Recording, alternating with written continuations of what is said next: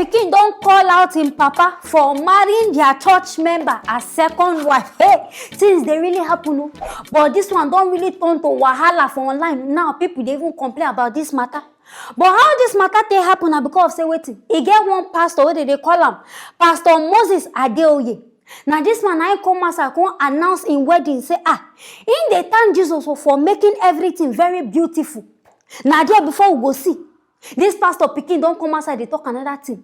But we gotta say this pastor now, pastor of what do they call this church? World Bank Assembly. On I hear this kind of church, on a no run. World Bank. And I supposed to say this kind of church. Now on our money, now the one they drag. They just want they pull in our money, but I still get my saying I want to go this church. But as the matter be, now there this pastor post this, as him post and finish, now there everywhere scatter. Pikin come outside talk say this pastor will marry this woman. He say in fact he never divorce your mama. Say him first wife still there before him go they marry this person. Now the real husband of this woman where they marry. Come outside. This one where him na bright Ben. He self come outside they talk say pastor don't snatch him wife. Oh hey man of God, because this one I don't even call him God. Because he bless say I don't they do things. You go snatch person wife. And this man now they claim say he don't marry this woman for the past 12 years. Say in fact they do traditional marriage, they do everything legally, they do okay. Say in fact, now he even introduced this pastor to the wife, and two of them they go this church. Say she comes surprised. Say one day this wife just pack her load, come out from the house. He find this woman, she no see this woman. They even call Daddy Gio, ask Daddy Gio, say, I beg go, we no see my wife. Where my wife dey? This man pretend. He do like say he no even know where this woman dey. Not knowing say now this pastor now they some man quit this woman under. In there they treat this woman special treating for one side. This man one day they find his wife up and down. But as it be like this now, Yawa don't gas. Everybody don't they come outside, they talk, say, this pastor, make people get careful. Say now so this pastor they go, they snatch people wife. And before this matter come outside, now there people they support this pastor. Say, as far as say this pastor no girl, say nothing there bad for pastor to marry wife. But as it be now, bless everybody mouth don't they change. Because people now don't they hear say, this pastor, he still get wife for one side. Before I come, I don't know say pastor now don't they okay now to they marry two wife. Since when they put inside Bible say now pastor don't get right to they marry two wife. But this pastor now they claim say now through vision say now Holy Spirit now tell and say make him marry this woman. Say this woman I be wife for hey God is showing people things. I don't know be our God. Don't turn to God of confusion. He carry person come up from him matrimonial who come put her inside pastor house. But as the matter be, this girl mama, the bride mama don't come outside, they talk. So she said she get something to talk about this matter. So what it make she say they support in daughter now because of say waiting. Say this Mr. Bright, first wife where this man marry, after 6 months, the woman die. Say and she they fear for in daughter life. Say this man they always threaten the girl. Now I make her advice, make the girl self support the man. Make she just pack her load, come up from here. My people beg. Make now watch where this woman for talk this one.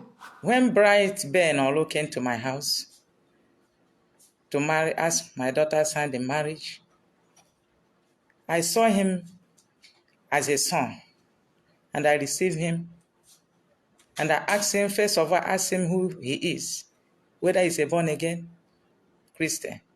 And he told me, he said, yes, ma.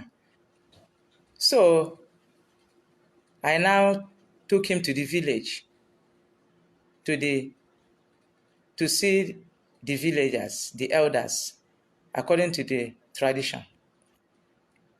And he did. That day, he gave his father title. He celebrated.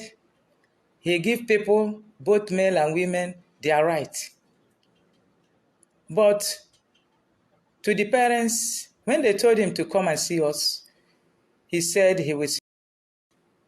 There was no bride price.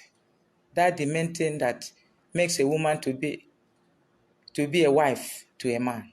This man had married a daughter, first wife from Abia State, and the girl died 6 months later. I was not aware. My daughter have run several, carry her load. Before 3 months, she will come to my house. Small time, this young man will come and beg and beg and beg. Tell me what is problem, he will not say. So I've taken him to We have gone to mountains to pray to God to help this young man. But no avail. In fact, this matter, I don't even know as I want to start. Because how you go talk, say person no pay money for diary. He no pay, so tell you there with this man 12, we are not 12 years, I mean how many years? He say more than. You there with this person and he no pay, the mama dead here. She no complain since the beginning of the marriage. Now you can't know, say you won't carry your pikin come up from there.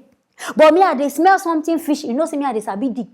And the reason say maybe this woman don't go get belly. Due to the process where they go say that they do prayer, touch me here, touch me, they don't go touch another place. Maybe the girl now don't come go get belly. Make no come be like say that one leak secret. Now make pastor come rush.